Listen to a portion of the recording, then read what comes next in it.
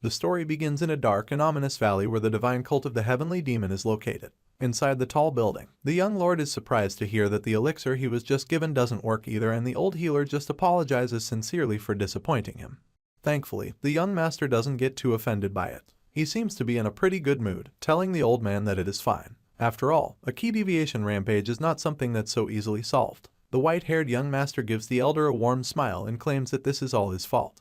Strange of him to say such when the old man clearly feels responsible. Anyway, the reason our protagonist blames himself is because he feels that he's a half-baked disciple. He was born with a broken lower dantian and believes that this is part of the reason for his problems. He was never able to cultivate inner energy as a result, and instead, he relied solely on mystic arts to rise to his position as the junior lord of the heavenly demon cult. While thinking about all of this, he figures that it's time to let the old healer go, so he gets up and starts walking out of the room, but not before commending the man for the good work. Once he's out of the room, he reveals that everything he did was to repay his master. Unfortunately, the Tang Clan elixir also has no effect, and now it's clear that the problem is a lot tougher than he imagined. Nevertheless, he's determined to find a solution, and he's certain that there has to be something that will work for his master, but he just doesn't know what it is yet. His thoughts are suddenly interrupted when someone calls out to him, claiming that it's been a while since they had an encounter. The junior lord turns to see who it is, and the old man asks him if he's been well since they last saw. In response, our hero admits that it's indeed been a while, and we learn that this elder is his martial uncle Chinhajin. Our boy claims that this tour has taken quite some time and suggests that this is the reason they haven't crossed paths in a while. Chinhajin doesn't look pleased about any of this, even though our boy seems to find it a little amusing. The old man starts rambling about how the lord and the junior lord are failing to fulfill their duties, claiming that he'll have to work harder as the vice lord for the prosperity of the heavenly demon cult, even though he might be lacking in some areas. Hearing this, the junior lord finally starts to get a sense of how pissed his uncle is, so he thanks the old man for his hard work, but he just gets ignored because Chinhajin quietly walks away from him without saying another word. A while later, we see our boy having a drink by himself in an empty room, talking about the vice lord. He seems a lot less calm than he was earlier and is convinced that Chinhajin is a snake. The junior lord feels that his uncle only went on a simple tour and decides that he needs to take action before the old man can pull up some funny business. Our boy senses something off suddenly and admits that he didn't expect Chinhajin to aim for him while he's in the junior lord hall. Now that it's clear he's under attack, he admits that the liquor they brought for him tastes killer, and as a terrifying look creeps up on his face, he crushes the cup in his hand, asks the demons hiding in the ceiling to join him because it would be a shame for him to delight in it alone. Clearly, these demons are here to kill him, so now that he's detected them, they no longer hesitate to attack him. These hooded forces leap down from the ceiling to attack him, and he just wonders why they would dare to attack him in his own halls. Our boy is definitely outnumbered, but he's certainly unfazed by this. He remains calm on the floor, and just when it looks like they're about to get him, the demonic killers realize that they've been tricked. They attempt to strike him, but they learn that it was all an illusion. They're shocked when he suddenly appears elsewhere, and while he's casually walking around, he tells them that they should have prepared better if they truly wish to catch him in his own quarters. He appears behind them and gives them a smile which confirms that he's definitely ready for anything they're going to throw at him. These shadow ninjas are equally determined to capture the junior lord, so they charge at him with everything they've got, but he just feels sorry for them. He feels bad for them, wishing they would heed his warning, but they don't, so he decides to show them just why they're not enough to take him on. While they're running toward him, he casually sends multiple chains with spearheads flying at him, and he doesn't miss a single target. In the blink of an eye, all of the troublemakers are impaled by his chain spears, and once he's taken out the shadow ninjas, some old men appear in the room. They look like members of the heavenly demon cult, and this is confirmed when the hero reveals that they're elders of the cult. The leader of this group is none other than his uncle Chinhajin, so he informs the old men that he's highly disappointed by their display. When the vice lord realizes that his nephew just took out his assassins, he's furious, but all he can do is growl in rage because he doesn't understand how the kid is still standing. Even a small dose of crimson crane is capable of melting an entire cow to its core, so he doesn't get how the junior lord is still smiling after drinking it.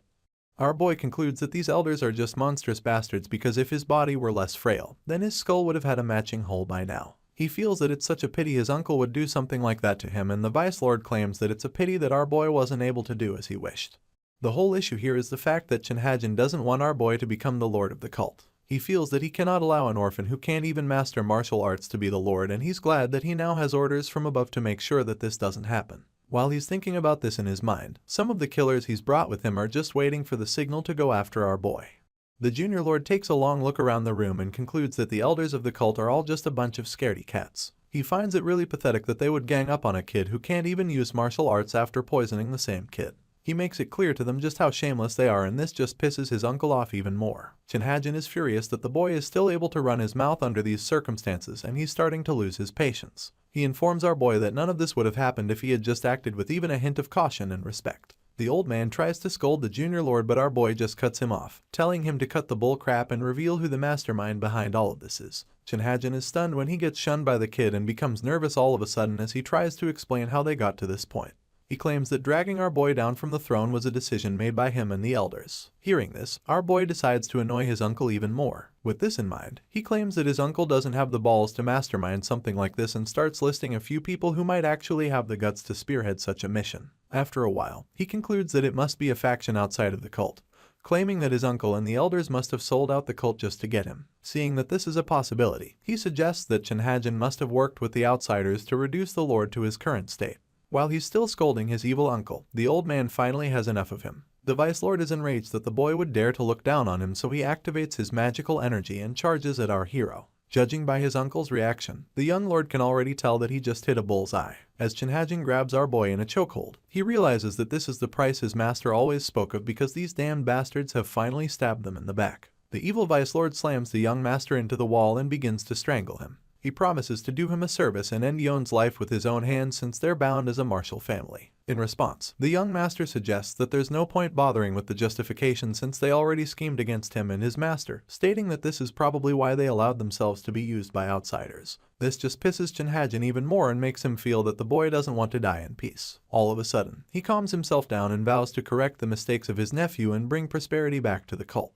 Hearing this, the bloodied hero just bursts into a twisted laughter, finding it amusing that his uncle still doesn't understand him after all this time. He finds it funny that the old man has forgotten the kind of person he is after going such great lengths to kill him. Of course, the irritated Vice Lord is starting to think that the young master can't do anything besides blabbering. Just when he thinks he's got the boy right where he wants him, he looks down and is shocked to see the demon dragon sword in the junior lord's hand. Without a second thought, he tries to reach for the sword, but our boy sees this and stops him immediately. He foils the man's attempt by using a massive surge of magical energy to blast the evil Vice Lord away. When Shinhajin sees the huge surge of energy, he's overwhelmed and begins to wonder when the kid even managed to gather up so much mystic power. He's horrified just thinking about it and refuses to believe that this is really happening. While he's being terrified in one corner of the room, our boy reveals that this dragon demon sword was forged from the remains of the first heavenly demon. Besides that, he has also imbued all his remaining mystic power in the sword. A terrifying smile appears on his face as he laughs like a maniac. He then reveals that the sword is the reason why he didn't even have to use any mystic power to retaliate against his uncle's weak attack. Seeing how dangerous the junior lord has become, the other terrified elders begin to panic, so they prepare for a fight. They all start to form a barrier and draw out their ki so that they can take on our hero. The elders probably think that they'll be able to win this fight, but before they can even start, the junior lord informs them that it's already too late for them. In the blink of an eye, he activates a deadly skill called the Hellfire Explosion Ritual, which creates a massive blast that overwhelms all the elders in the room. The light from the blast is absolutely blinding, and all the elders can do is watch in horror as they're consumed by the inevitable mystic power. Just like all the other traitors, Shinhajin is consumed by the Hellfire Explosion Ritual, and since he clearly doesn't have any way to defend himself, he just screams at him. The massive explosion rocks the building, sending shockwaves throughout the valley, and killing everyone there including our boy. He sacrifices himself in order to take out the elders with him, and the whole place crumbles. The hero reveals that he always knew his life was a tragedy, but dying like this is something he never imagined. The scene changes and we see the hero sitting in the middle of the rubble as he thinks back to a day that he'll never forget. In this flashback, a few kids beat him up mercilessly, and when they're satisfied, they let him go, calling him a damn ghost. As the gang of bullies leaves, one of them snickers, telling our boy that he'll be in for a real bad time if he ever says anything about ghosts following them again. They'd heard that Yon is a half-danchin with a broken lower danchin. He's also an orphan and now haunted by ghosts too, so most kids feel that he should have killed himself already. It turns out that this terrible treatment started when he shared what he could see. He was met with anger and hatred for it. Unfortunately, he wasn't patient enough as a person and certainly didn't know how to back down after being treated that way. Our boy picks up a rock and smashes it on the big bully's head, which just makes them pursue him again. He finally evades the naughty kids, but he's not able to escape the ghosts so easily. They refuse to leave him alone, and while he's still trying to ward them off, someone approaches him, claiming that he seems to have special eyes. He's shocked because he couldn't even sense the man's presence beforehand, which is unusual for him. He notices that the man is wearing a luxurious martial arts uniform while holding a ridiculously expensive sword as well. Yon knows that this place is far from the beaten path, so he can't imagine why the man came all this way to find him. Feeling defeated, he calls himself a cursed bastard and tells the man to take his special eyes if he wants. After all, everyone here already looks down on him, so there's no point trying to defend himself. The man asks if he's sure about that, and Yon just claims that he won't bother struggling because he's in the presence of a martial arts expert. He keeps talking down on himself because he really doesn't care if he dies right now. Yon tells the man to take his eyes and bake them or see if they can be used as an elixir. At this point, the master grabs him fiercely and informs him that his eyes are not cursed. He tells Yon that they're a blessing, claiming that children like him are born every once in a while, who have exceptionally developed upper dantians or unique spiritual roots. The stranger claims that such special children always achieve special things. Our boy remembers the master's words being so sweet and how he thought the man was lulling him with lies. The master tells him that he can be more special than anyone, and as the man touches his face, he experiences his first taste of human warmth from those hands of salvation. The master asks our boy to follow him and asks if he has a name. The kid claims he doesn't, so the demon lord names him Yonwoo Hui after the radiance of the clouds. In this moment, the young hero finds his first desire to actually live. He was willing to do anything to help his master, but because of his damned body, he ended up in key rampage deviation. However, he refuses to accept death here. His body is already on the brink of crumbling and there's no way he can salvage it, so he uses the only option he has left. In the blink of an eye, the junior demon lord activates the forbidden art of Zoroastrianism called the Primordial God's Fate Reversal. It's a forbidden spell used by ancient Zoroastrian priests as a way to skirt death by transferring their soul into someone else's body. The spell was deemed forbidden because it almost always failed, and even successful transfers resulted in death when the soul was incompatible with its new body. Our boy uses the remaining mystic power from the fragments of the demon dragon sword to successfully activate the spell, so the only thing left to bet on is his fortune. As the ritual commences, he hopes that his master will be safe till his return, and then darkness follows. Our boy regains consciousness when he hears some noise, and when he finally makes out the sounds, he realizes that he's being hounded by a lady standing above him. His body is covered in wounds, and while he's agonizing over it, he realizes that the fate reversal spell actually worked. The mean lady calls out to him to get his attention, telling him to get back on his feet because he's clearly not paying attention to her. She calls him Tangwoo Hui, and he finds it strange that he'd reincarnate as someone with the same name as him. The mean lady claims that she's been trying to drill him for so long and is really pissed that he still can't give his elders a proper response. She tries to whip him with a cane, but he grabs her hand, which sends chills down her spine. While she's trembling, Tangwoo Hui bluntly tells her that her breath stinks and advises her to put the stick away. At this point, she's terrified and confused. She calls him disrespectful for rejecting her lessons and then runs out the door, telling him not to even think about coming out until he learns what he did wrong.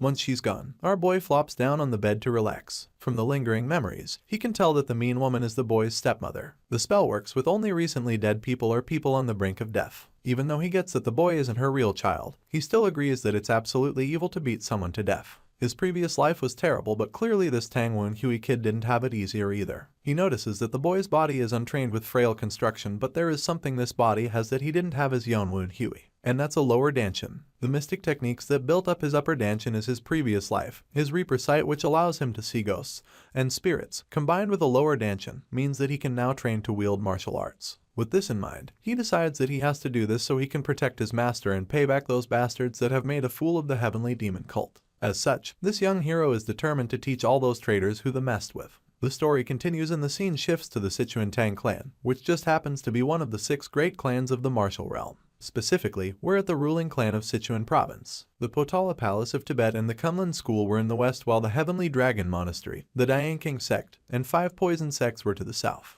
To the north were Central Plains, the front lines against the divine cult of the Heavenly Demon. That was where a certain squad led the Tang Clan's hegemony over the Sichuan province, and these guys were known as the Wild Wind Squad. Leading the squad was a man called the Wild Wind Rampager, and his name was Tang Hosan. Alongside the Wild Wind Squad, he founded the new family, which would later be known as the 9 Dragons Division of the Tang Clan. The Sichuan martial realm's trade and strategic stronghold was Jialong County. That was where his branch family was located after Tang Moon Hyam, the Dark Sovereign and head of the Tang Clan, entrusted Tang Hosan with its management. Tang Hosan had 3 successors, the 2 children he had with Namgung Senyong, his legal wife, Tang Jiujin, the firstborn, and Tang Yucheng, his 3rd child. There was also the unexpected second-born child, conceived after Tang Hosan slept with a maid in a drunken stupor. Our hero in this story reincarnated as that bastard second son, Tangwoo Hui, and as a bastard child, his standing was pretty questionable. In this new life, he's constantly reminded of his harsh reality. He's currently being scolded by a servant for talking to the matron with disrespect.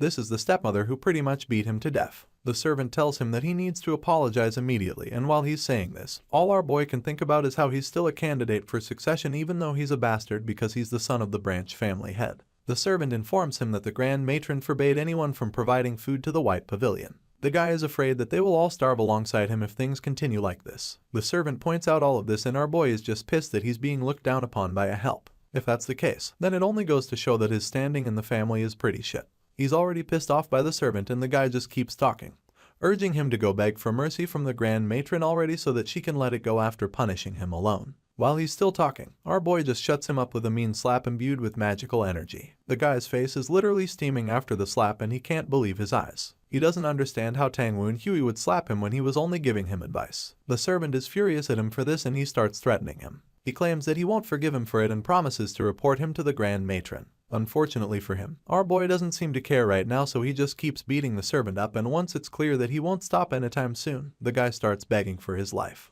After roughing Hyung Sam the servant up, he expects the guy to behave well as a childhood friend of his mother's rather than trying to betray him or reporting him to the grand matron. In response, the badly beaten servant claims that he understands and claims that he will never forget the debt he owes to the junior matron and to the young master. That being said, Hyung Sam promises to serve our boy well. The young master is a little surprised to hear this and he gets excited about it, so he asks the servant to bring over the things he asked for earlier. Of course, the loyal servant doesn't want to get beaten to a pulp again, so he claims that he'll prepare them right away. After making this clear, he reveals that he is about to take his leave and the young master gives him permission. Once he's out of the room, our boy notices that his hands are all numb from just slapping the servant around for a bit, and this bothers him because it means that Tang Woon Huey might actually be very weak. He wonders just how weak the kid is, and that's not the only thing that bothers him because this second-born doesn't have a single ally within the Tang Clan. The boy is like an outcast with no one on his side, and our boy feels that the fault lies in his auntie for isolating him. Still, he knows that it won't be easy navigating the dynamics of the Tang Clan if this continues. The only solution right now seems to be cultivating his inner energy, but there's also a problem with that.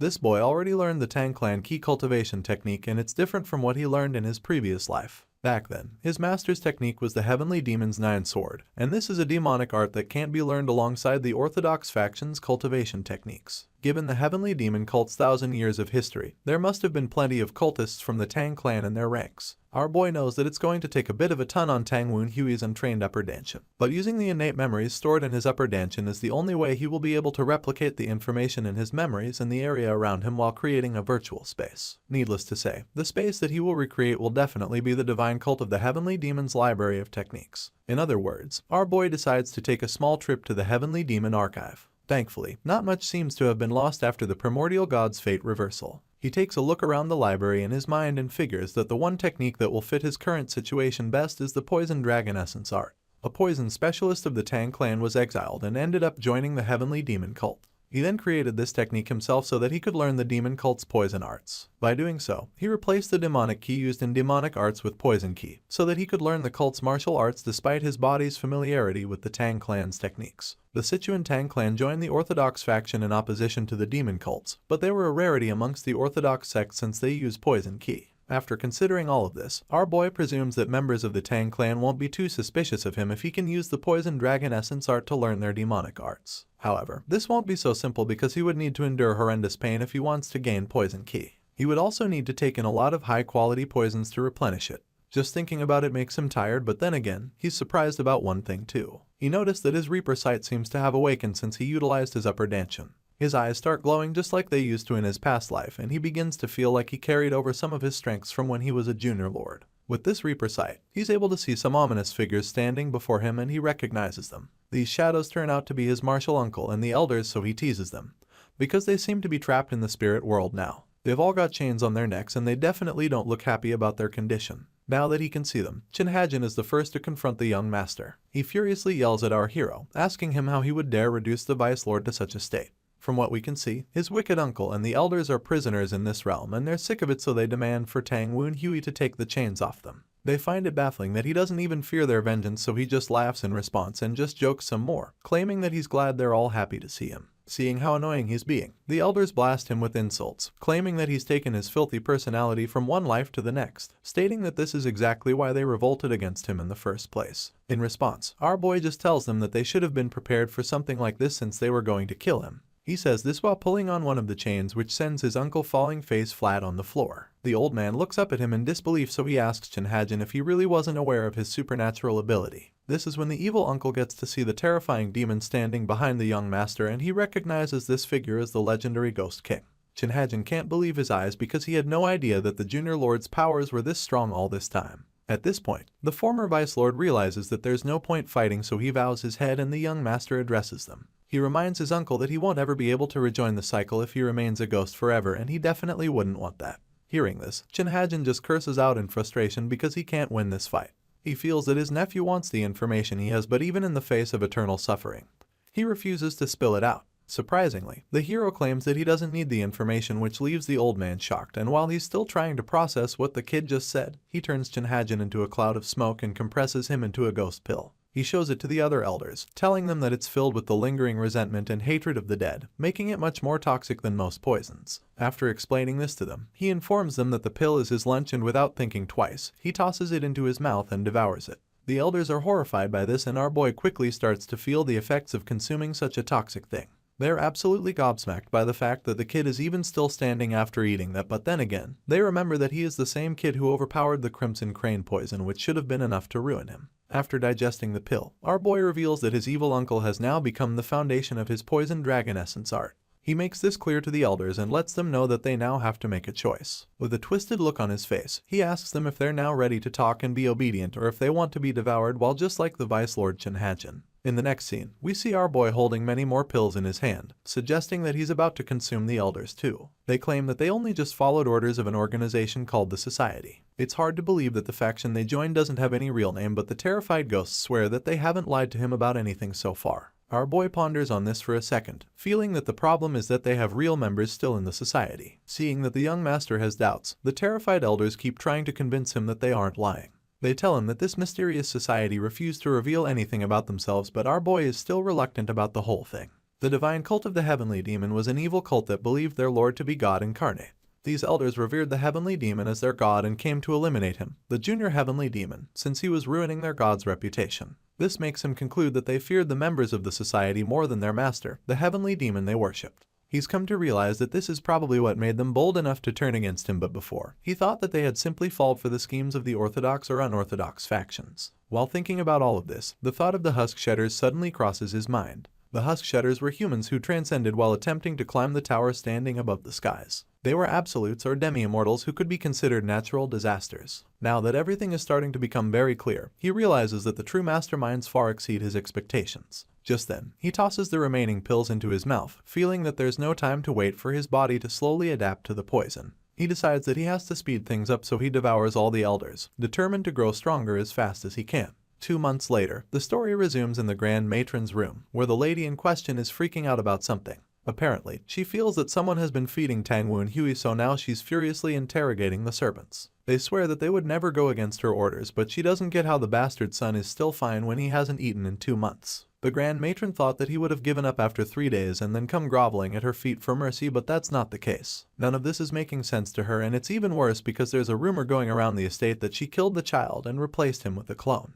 The clan head is visiting soon, and she's afraid that she won't be able to face him if he ever hears such false rumors. Since it's clear that the young master won't break anytime soon, the Grand Matron asks the servant what documents the boy asked for. In response, the servant reveals that there were reports regarding the current state of the martial realm, especially in regards to the outer regions. The Grand Matron finds this suspicious because the second son has never been interested in such things before. She's really baffled by how drastically he has changed in the past 2 months, and she doesn't even know how it's possible. Anyway, she wants to know if the boy has a new supporter yet, because that would make things more complicated for her. Even though she feels that Tangwu Huey is a filthy bastard, she knows that he still has the blood of the branch family head. This means that our boy can solidify his position in the clan if he impresses the clan head when he visits. With this in mind, the Grand Matron claims that it wouldn't even surprise her if a certain dirty little pest tried to manipulate the kid to their advantage. The lady would hate for that to happen because she's desperate to make sure that only her children, Jiao Jin and Yu Chang, can catch the clan head's eye. While he's ranting about this, she's informed that her son Yu Chang has arrived, which calms her down immediately. She is surprised that he's back so soon and wonders if he's finished his seclusion training already. At this point, the nervous servant wishes to take his leave and she tells him to get out, but not reminding him to inform her if Tangwu Huey gets up to anything.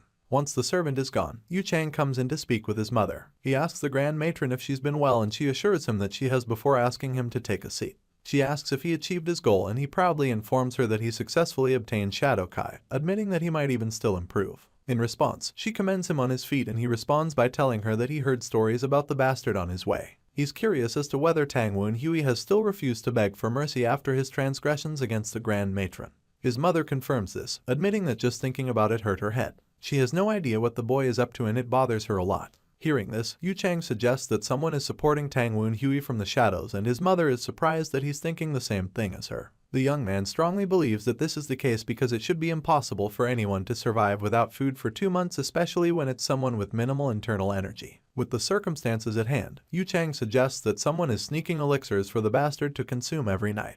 The Grand Matron reveals that this is also her conclusion, but what she hasn't figured out is who is trying to use Tang Woon Hui. She has been having a hard time with this matter for a while now, but her son has returned and he seems to already have a lot of plans. Since they don't know who is helping the young master, Yu Chang reveals that this is the same reason he will recommend the bastard during the festival when the clan head visits. As you can imagine, the Grand Matron is perplexed by this idea because the last thing she wants is for the clan head to see Tang Woon Hui during the festival. However, her son seems to think that this is a good idea, so he explains that Tang's backer will have no choice but to help him out immensely if he actually gets a big opportunity like that. At this point, the Grand Matron begins to see why it's a good idea, feeling that the secret helper will try to sneak more elixirs to him to improve his abilities in time. The backer would also reveal themselves to take credit, so the mother and son agree that this would be the perfect time to eradicate whoever it is. However, this plan seems to have one flaw, which is the fact that the clan head might disapprove if Tang Woon Hui makes a mistake because it would mean that their branch family failed to keep the bastard in line. In response, Yu Chang just assures his mother that there's no way the bastard can achieve much no matter how much the backer helps him.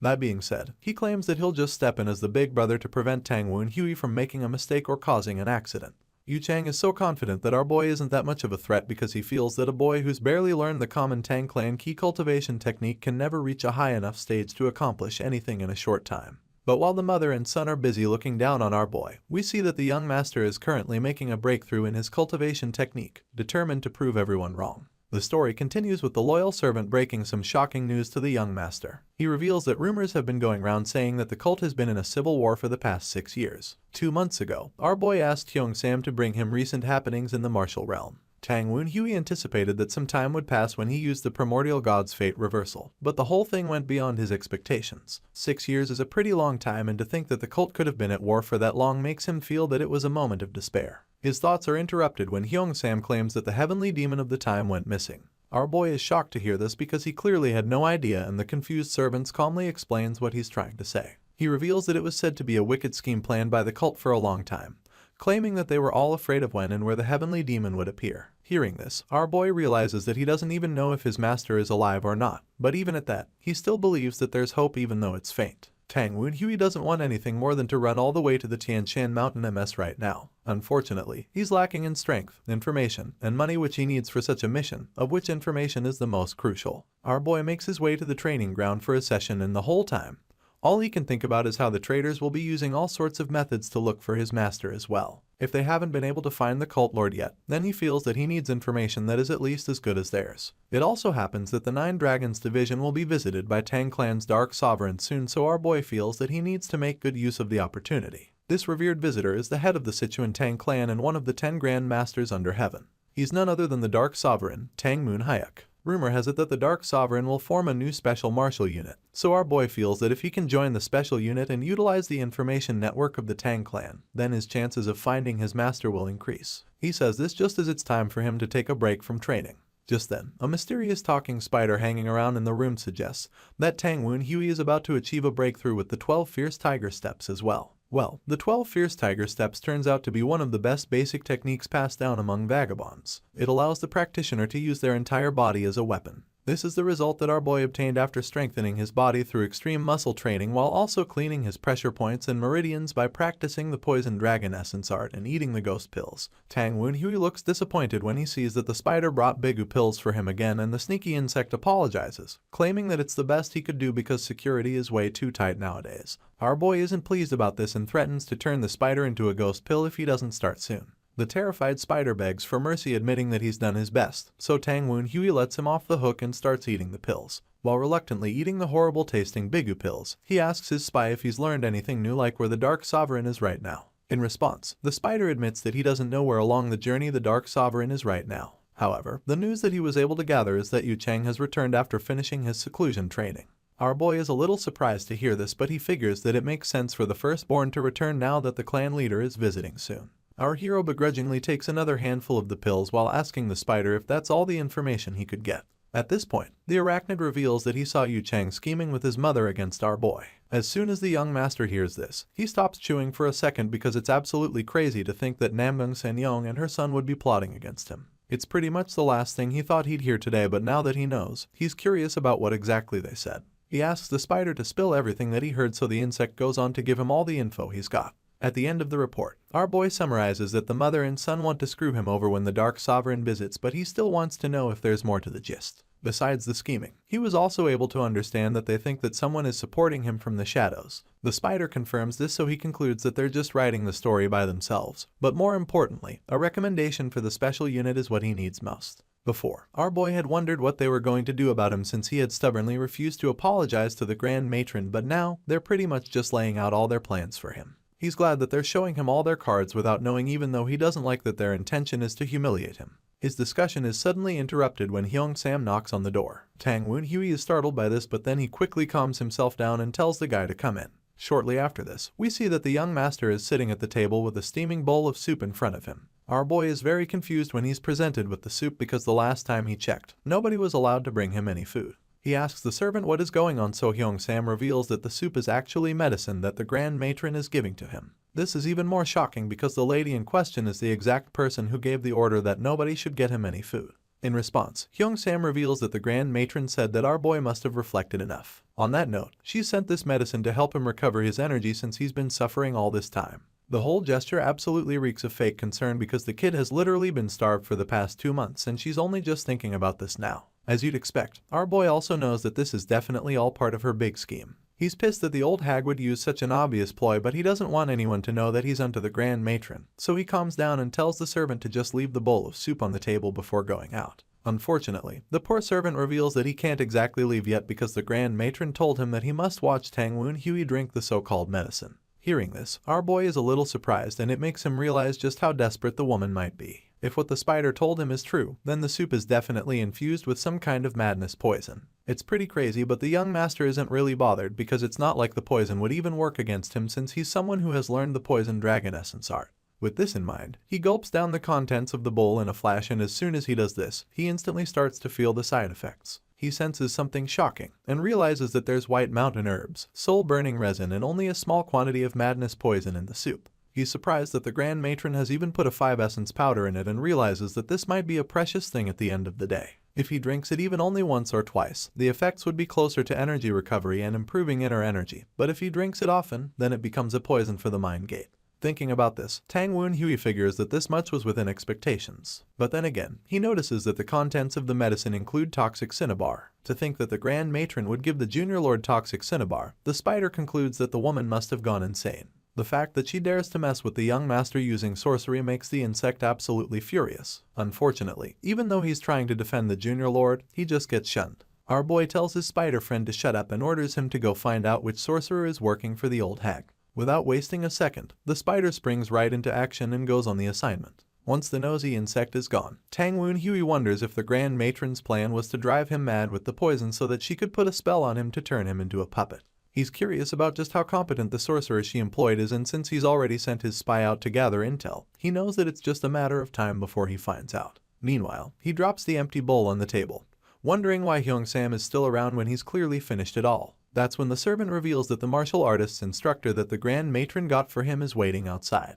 Hearing this, the young master is really confused because he definitely doesn't remember making any arrangements like that. A while later, we see him standing with the martial instructor. The guy introduces himself as Tang Gon, revealing that he will be responsible for his martial arts. It's only for a short while, so our boy is willing to roll with the fierce game warrior. While the Wild Wind squad was active, Tang Gon was one of the top members of the elite squad, and a martial master who ranked within the top 5 in the 9 Dragons branch family. But then again, this is an old man who's been living like a hobo because he doesn't want to take on another job. If that's the case, he wonders what kind of martial instructor the guy is going to be. Tang Gon informs our boy that he's been told to look after him just 4 days before the clan head arrives. Hearing this, the young master realizes that the guy only accepted the job because he didn't want to help out with the event preparation. At this point, the hag's intentions are so obvious because by making Tang Gon his instructor, she can tell others that she has taken care of her son. Then, she'll probably use sorcery to make him humiliate himself in front of the clan head. He's finally getting the clear picture of everything the Grand Matron has got planned.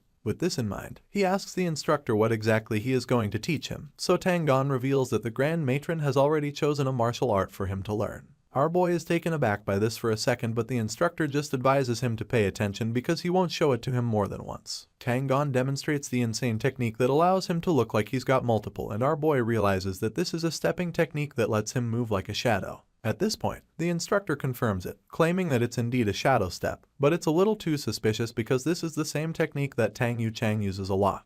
The instructor confirms this as well, revealing that it's the foundation to the shadow key that the firstborn uses. Hearing this, Tang Wenhui just sighs in frustration because it's now clear that the hag is just doing all of this because she's planning to make him look bad compared to her son. Anyway, the nonchalant instructor goes on to reveal that the shadow step emphasizes stealthy movement and is effective when combined with assassination weapons and poison arts. Tang Clan has made imprints on the ground with the first demonstration, so now he wants the young master to follow them. Our boy feels that the instructor moved like a shadow even while making the imprints in the ground, and it's just the kind of thing he expects from a fierce Gale warrior. The lazy teacher figures that it's time to take his leave since all our boy has to do is copy his moves. He's so done with this job that he tells the young master to ask the Righteous Wind Hall chief if he doesn't get it right. Surprisingly, our boy just shocked him by claiming that he's already mastered the skill. As you can imagine, the instructor doesn't believe this at first because it's almost impossible, but Tang Wenhui insists that he has learned the shadow step completely already. The teacher refuses to believe this, so he nervously explains just how difficult the stepping technique is. It's so hard that even members of the Wild Wind Squad took around 10 days to learn each form, and those that were considered geniuses took 5 days. As such, our boy's claim is pretty unbelievable, so Tang Clan concludes that it will take him at least 3 months to understand the intent of the basics considering his reputation.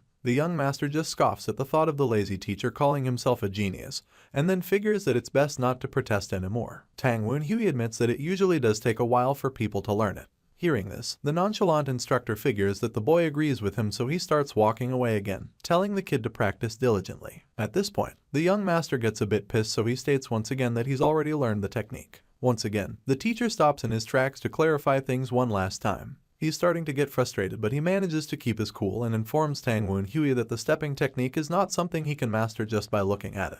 So, our boy suggests that they make a little bet on it. He bets 30 silver coins to prove that he's mastered the shadow step, and this definitely gets Tang Clan's attention. Our boy teases the lousy instructor because this is the first time he's actually opening his eyes properly. It's almost like he's been asleep the whole time. The young master knows that the offer is irresistible because he heard that the monthly wage of the Righteous Wind Hall is around 10 silver coins only. That being the case, the boy feels that it's surely a fun bet since it's worth 3 months of his salary. The instructor manages not to jump at the offer instantly and keeps insisting that the shadow step is a valuable martial art of the Tang Clan that holds its soul. As such, he feels that it's absurd to make a bet on learning it. Despite Tang Clan's best efforts to do the noble thing, all our boy can see is a big fat chicken that's afraid of a little bit.